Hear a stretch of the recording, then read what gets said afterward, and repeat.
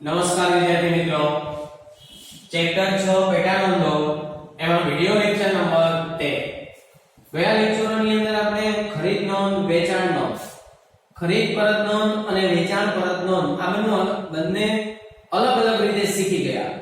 આ ઉપરાંત ખાનાવાળી ખરીદ નોંધ અને ખાનાવાળી વેચાણ નોંધ એના પણ પ્રશ્નો અલગ અલગ રીતે ભણી ગયા.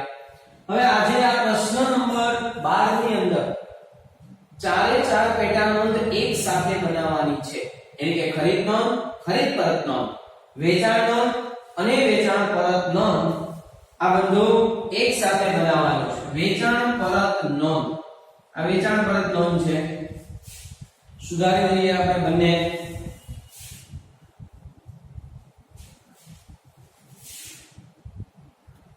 ખરીદ પરત નોંધ, વેચાણ પરત નોંધ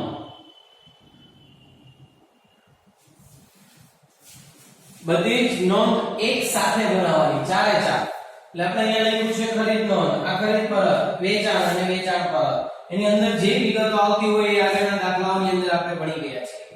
જુઓ પ્રશ્ન નંબર 12 માં ચોપડીની અંદર ધ્યાન આપશે. પેજ નંબર 155 ઉપર પ્રશ્ન નંબર 12. નીચેના વ્યવહારો પરથી શ્રી પીકે સ્ટોર્સના ચોપડે ખરીદ નોંધ, વેચાણ નોંધ, ખરીદ પરત અને વેચાણ પરત નોંધ તૈયાર કરો. શ્રી પીકે સ્ટોર્સના ચોપડે એટલે અહીંયા ઉપર શું લખ્યું છે? શ્રી પીકે સ્ટોર્સની પેટા નોંધ. પછી ચારે ચાર પેટા નોંધ લખી છે, તારીખ લખી દીધી 2015 અને નવેમ્બર માસ. બરાબર છે? ચલો પહેલો વ્યવહાર. હવે આની અંદર કઈ રીતે લખવાનું? ખરીદીનો વ્યવહાર આવે તો ખરીદ નોંધમાં, વેચાણનો વ્યવહાર આવે તો વેચાણ નોંધમાં, સેમ જ રીતે ખરીદ પરતનો વ્યવહાર ખરીદ પરત નોંધમાં અને વેચાણ પરત નોંધનો વ્યવહાર વેચાણ પરત નોંધમાં. બરાબર છે? જુઓ પહેલો વ્યવહાર. રામાનુજ પાસેથી ₹30,000 નો માલ ખરીદ્યો. 10% વેપારી ઘટાવ. Bill number 120. રામાનુજ પાસેથી માલ ખરીદ્યો ઉધાર વ્યવહાર છે અને ખરીદીનો છે એટલે ખરીદ નોંધમાં લખાશે. અહીંયા તારીખ 1 અહીંયા લખવાનું રામાનુજ ખાતે. Bill number 120. કેટલાનો માલ ખરીદ્યો છે? 30,000 નો માલ. 10% વેપારી ઘટાવ. તો 30,000 ના 10% 3,000 રૂપિયા માઈનસ કરો એટલે આવશે 27,000. ચલો આગળ વધીએ. ત્યાર પછી છે નિર્મી પાસેથી ₹12,000 નો માલ 10% વેપારી ઘટાવે ખરીદ્યો. શાખનો સમય 1 માસ. Bill number 130. નિર્મી પાસેથી માલ ખરીદ્યો ઉધાર વ્યવહાર છે. ભલે એમાં લખ્યું છે 10% રોકડ વટાવ, પણ રોકડ વટાવ છે તો નહીં ગણવાનો કારણ કે ઉધાર વ્યવહાર છે. તો આપણે નિર્મી પાસેથી કેટલાનો માલ ખરીદ્યો કહેવાય? 12,000 નો. બરાબર છે? શાખ 1 માસ એવું લખેલું છે એટલે ઉધાર વ્યવહાર.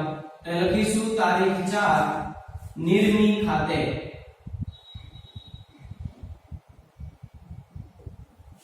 બિલ નંબર 130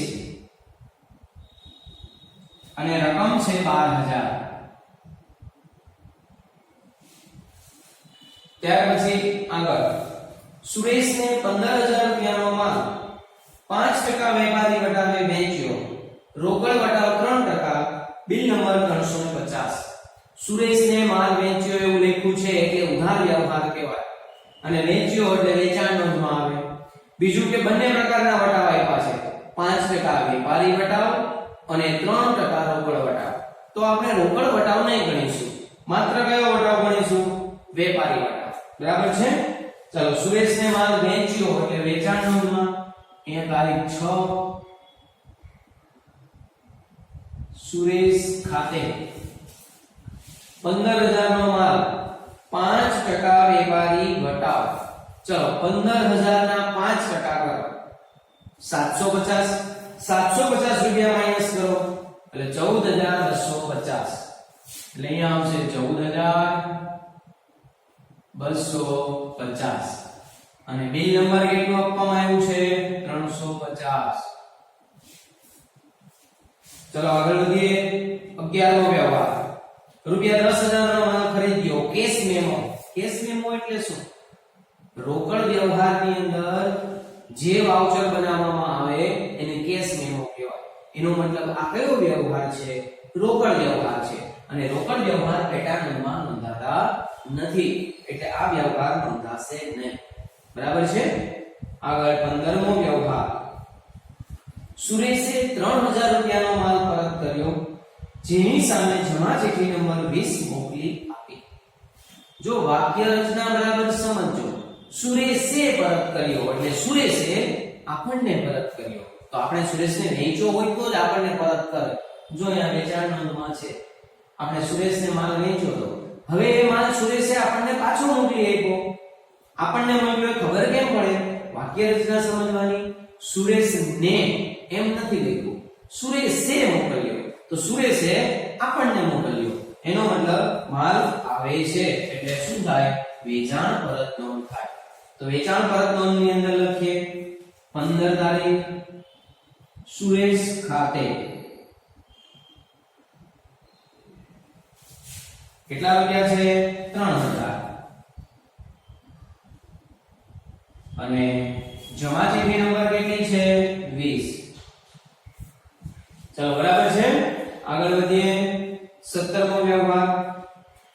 નિર્મીને 40% માલ પરત કર્યો અને ઉધાર ચિઠ્ઠી નંબર 17 મોકલી આપી. નિર્મીને 40% માલ પરત કર્યો છે, તો આપણે નિર્મી પાસેથી માલ ખરીદ્યો હશે. જો આ રહ્યો. હવે આમાંથી 40% માલ આપણે નિર્મીને પાછો મોકલી દેવાનો, એટલે કઈ પેટા નોંધમાં લખાય? ખરીદેલો માલ પાછો જાય તો ખરીદ પરત કહેવાય, એટલે ખરીદ પરત પેટા નોંધમાં લખાશે. બરાબર છે. નિર્મીને પરત કર્યો તારીખ 17. અહીંયા લખીશું નિર્મી ખાતે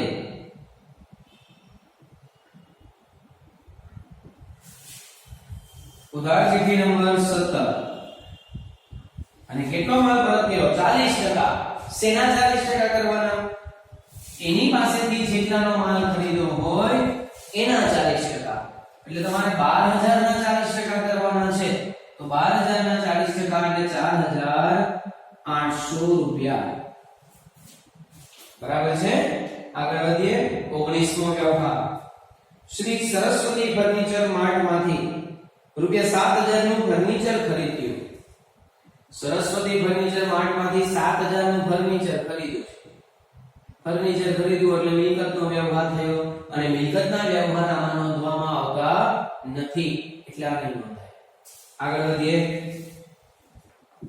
20મું. આંટી પાસેથી 90000 નો માલ ખરીદ્યો, અડધા નાણાં તરત જ ચૂકવી આપ્યા.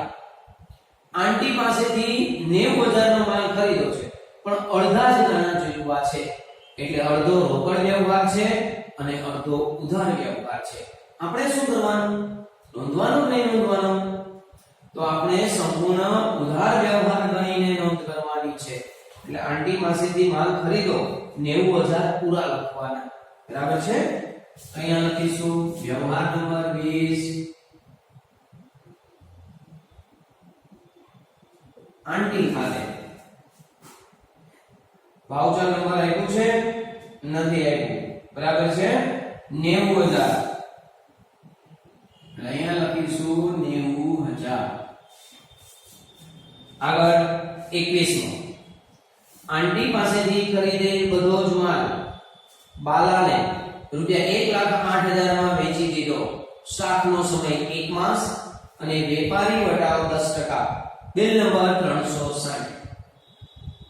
આંટી પાસેથી ખરીદેલો બધો જ માલ કોને વેચી દીધો? બાલાને.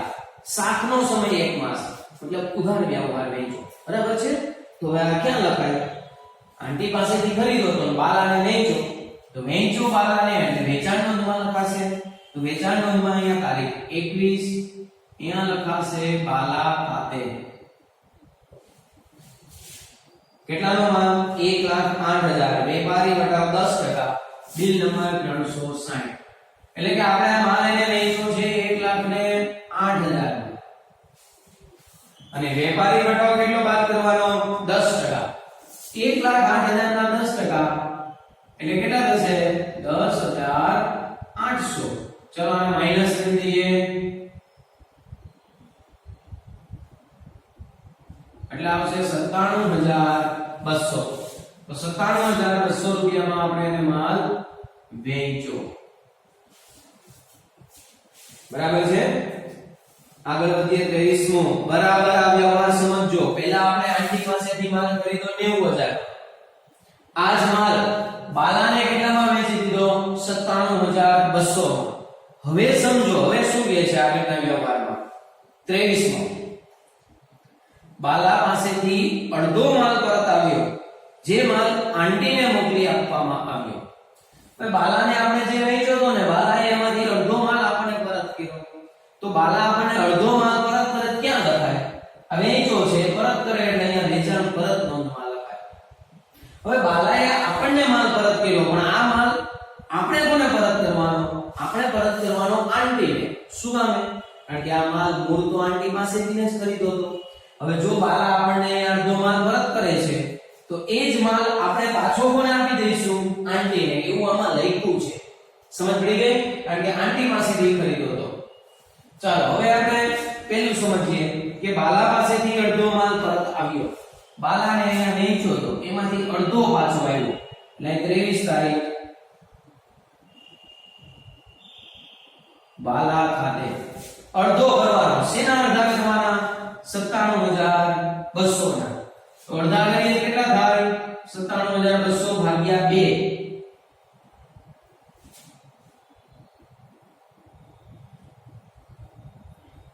48600 રૂપિયા થાય. 48600 રૂપિયા આપણે અહીંયા પાછા આપીશું. ચાલો કઈ નંબર આપેલા છે? નથી આપેલા. એટલે બાલા પાસેથી અડધો માલ પરત આવ્યો, જે માલ તરત જ કોને મોકલી આપવાનો? આંટીને. એટલે તારીખ કઈ લખવાની? 23. અહીંયા લખવાનો આંટી ખાતે. હવે અહીંયા આંટીની રકમ કેટલી આવશે? આ 48600 રૂપિયા અહીંયા લખવાના? ના. તમે આંટી પાસેથી 90000 માં માલ ખરીદો તો બાલાને નફો ચડાવી વેચો. જુઓ 97200 માં વેચો. હવે આ બાલા આપણને અડધો માલ પરત કરે ને 48600 નો, તો આની આ જ રકમ અહીંયા પરત ન થાય. આપણે તો આંટી પાસેથી જે માલ ખરીદો હોય ને એના અડધા કરવા પડે. એટલે અહીંયા કેટલા થાય? આ 90000 ના અડધા. કારણ કે માલ તો અડધો જ પાછો આવ્યો છે. તો 90000 ના અડધા એટલે કેટલા થશે? 45000. જ્યારે ચારે ચાર પેટા નોંધ આપેલી હોય ને ત્યારે આવો વ્યવહાર આવે છે. કોઈ એક પાસેથી માલ ખરીદી અને બીજાને વેચી, પછી બીજો વ્યક્તિ માલ પાછો મોકલે, આપણે આને પાછો મોકલવાનો. સમજ પડી ગઈ કે નહીં? હવે આ તો બરાબર છે, તમને અડધો અડધો કહ્યું, પણ સ્પષ્ટ કોઈ રકમ આપી હોત તો તમને સ્પષ્ટ રકમ આપી દીધી હોત. માની લો કે આટલી પાસે આવી. હું એક અલગથી એક્સ્ટ્રા ઉદાહરણ સમજાવું છું, આમાં નથી. પહેલા આપણે આંટી પાસેથી માલ ખરીદ્યો છે કેટલાનો? 90000. અને બાલાને આપણે વેચ્યો કેટલામાં? 97200. હવે આ વ્યવહારમાં તો એવું કીધું કે બાલાએ અડધો માલ પરત કર્યો, પણ એવું કઈ કીધું હોત તો કે બાલાએ રૂપિયા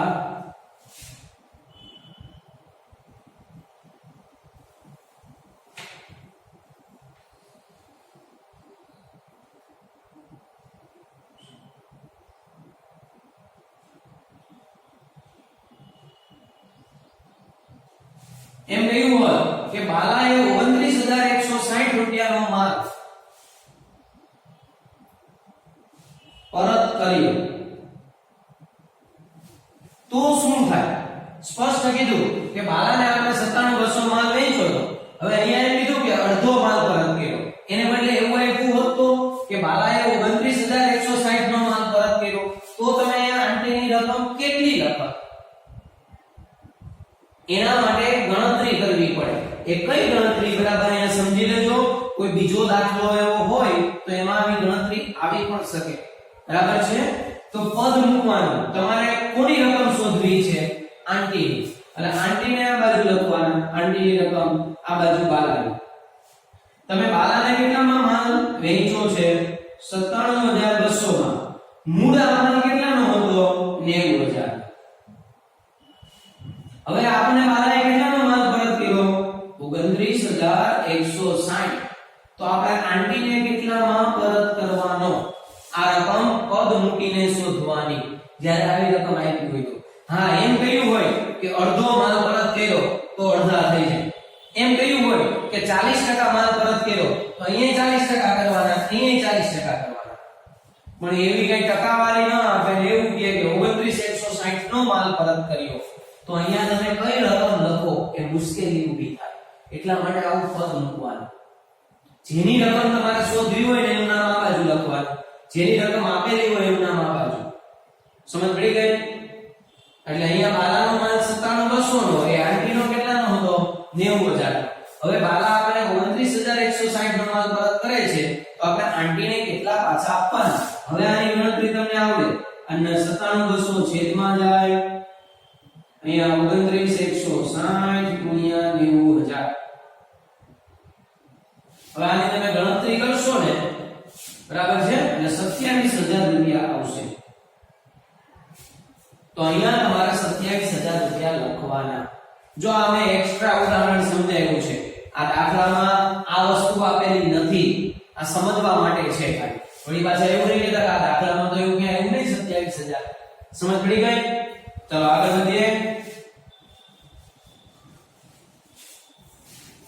આગળનો વ્યવહાર 24 બરાબર ધ્યાન આપજો કરણે રૂપિયા 30000 નો માલ 10% વેપારી વટાવે મોકલી આપવાનો ઓર્ડર આપ્યો કરણે માલ મોકલી આપવાનો ઓર્ડર આપ્યો એ કયો વ્યવહાર કહેવાય બિનઆર્થિક નોંધ થશે ને 25 કરણને ઓર્ડર પ્રમાણે માલ મોકલી આપ્યો મજૂરીના 500 રૂપિયા ઉમેર્યા બિલ નંબર 365 જુઓ બરાબર 24 તારીખે કરણે આપણને ઓર્ડર આપ્યો એટલે એ વ્યવહાર નહીં બતાય પણ 25 તારીખે એવું કીધું કે કરણને ઓર્ડર મુજબનો માલ મોકલી આપ્યો એટલે આપણે કરણને માલ વેચ્યો કહેવાય એટલે ક્યાં લખાશે વેચાણમાં અહીંયા લખવાનું કરણ ખાતે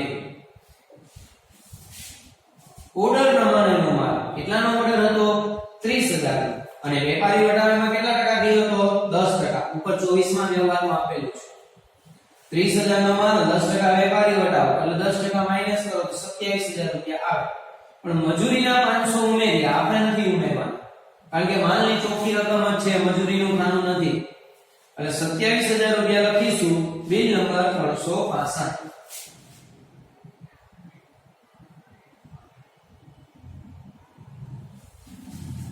આગળ વધીએ 26 રોકડ ખરીદી 16000 રોકડ ખરીદી પેટાનો માલ લખાતી નથી રોકડ વેચાણ 20000 રોકડ વેચાણ પણ લખાતું નથી 27 સ્વીટુને 10000 નો માલ ઓક્ટોબર માં ખરીદેલ તે પરત કર્યો અને ઉધાર ચિઠ્ઠી નંબર 20 મોકલી આપી સ્વીટુને ઓક્ટોબર માસમાં આપણે માલ ખરીદ્યો અને એ પરત કર્યો અત્યારે તો નવેમ્બર માસ ચાલે છે તો આ માસમાં ખરીદેલો માલ ચાલુ માસમાં પરત થયો છે તો પણ નોંધવાનો એટલે સ્વીટુને માલ પરત કર્યો સ્વીટુને પરત કર્યો એટલે આપણે સ્વીટુને પરત કર્યો તો શું કહેવાય ખરીદ પરત કહેવાય એટલે ખરીદ પરત નોંધમાં લખવાનું 27 તારીખ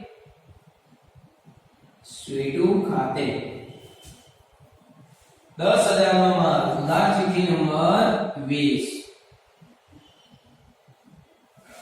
10000 નો માલ પરત કર્યો ચલો 30 કરણે અડધો માલ પરત કર્યો અને પ્રમાણસર મજૂરીની રકમ મજરે આપવામાં આવી એટલે પાછી આપવામાં આવી વળતર તરીકે પણ મજૂરીની તો આમાં કઈ લખવાનું જ નથી એટલે મજૂરીનું ભૂલી જાઓ કરણે અડધો માલ પરત કર્યો કરણે આપણને પરત કર્યો જો આ કરણને વેચો તો એમાંથી કરણે કેટલો માલ પરત કરી દીધો અડધો તો આના અડધા અહીંયા લખી દો એટલે અહીંયા લખવાનું થશે 30 તારીખ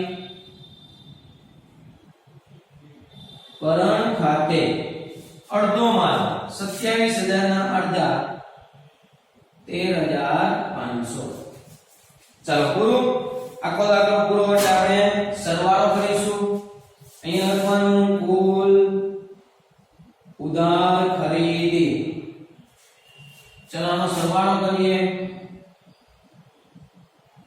7 8 9 9 ને 10 ને 12 1,29,000. અહીંયા લખવાનું કુલ ઉધાર ખરીદ પરત અહીંયા 800 રૂપિયા,